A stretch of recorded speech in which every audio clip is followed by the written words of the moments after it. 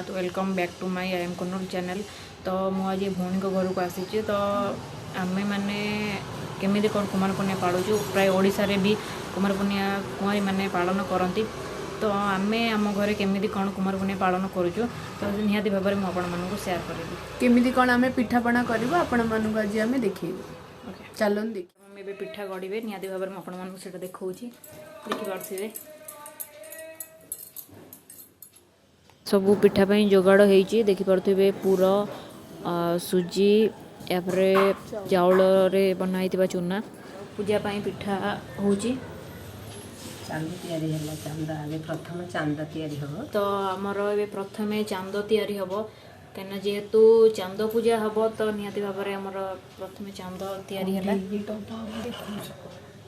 देखिपे आपण मैंने देखुवे केमती कौन चांद तैयारी होची आ बड़ मम्मी एठी बसिकी पिठा गढ़ुचंती आपण मैंने देखिपाउथिबे। ये देखंतु बहुत सारा बिरी बिरी गोज आपण मैंने एटा देखि परथिबे। तो सब किछ सरीगला तापरे तो जेहेतु आज ग्रहण लगी तो से लगी कि जल्दी खाଇବା बना हो जाउची। तो पूरी आमर पूरी से भूणी छाणुचंती आपण देखि परथिबे। तो पूरी आमर तरकारी बनीगला तो तापर बनीगला आम मतलब जेहेतु 3:30 भितर पूजा हम तो निहाती भाव में आम भोग प्रिपेरेसन करूँ। तो आम ये भोग काटुचु या फिर ताकू प्रिपेरेसन करुचु तापर आपण मैंने देखि पड़े भोग रेडी हो गला देखि पड़े सबकि चांद जहाँ भोग लगे सब रेडी हो गला आपण मैंने देखि पड़े। तो देखो ये कलश बसी चौरा तो बड़ मम्मी ये चौरा फूल दौरान तो जेहेतु चौराटा ऊपर रखी पूजा कर तो बड़ मम्मी तक तलू आणले तो आम भी जल्दी जल्दी प्रिपेयर कर दौचु कहीं 3:30 हो गले पूजा हो पारनी।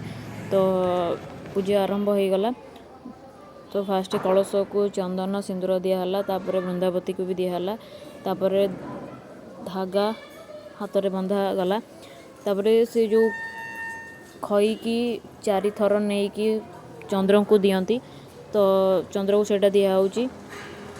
तो बड़ मम्मी दौरान भौणी को सी भी 4 थर देले तो तापरे तांको हाथ में भोग देले कि मतलब भगवान को अर्पण करने पाई।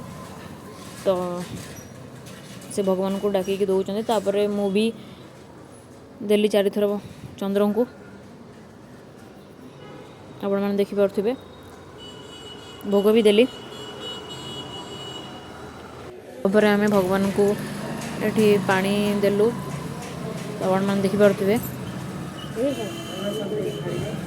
तापरे चौरा भी वृंदावती माँ को भी टिके पानी देलु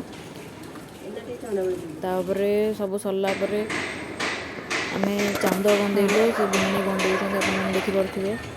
तो जेहेतु चंद्र मतलब चांद आसी ना तो जल्दी से पूजा करने लगी तो पड़ुची।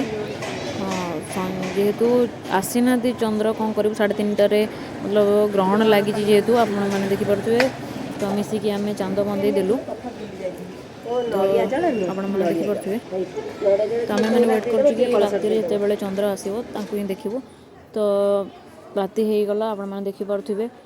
तो फाइनाली आम जन्न देखिलु जेहेतु जन्न न देखला पर्यंत खाइबुनी तो जन्न देखिकी आम ए खाइबू ठीक अच्छे खाई आम आगे देखा कौन। आई होप आपण मानू जब वीडियो पसंद आसी तो प्लीज़ लाइक शेयर सब्सक्राइब करदेवे जदि ये वीडियो भल लगी तो प्लीज़ बहुत बहुत भल पाइबा देवे वीडियो को आम आशा करूँ। थैंक यू रोचु जय जगन्नाथ।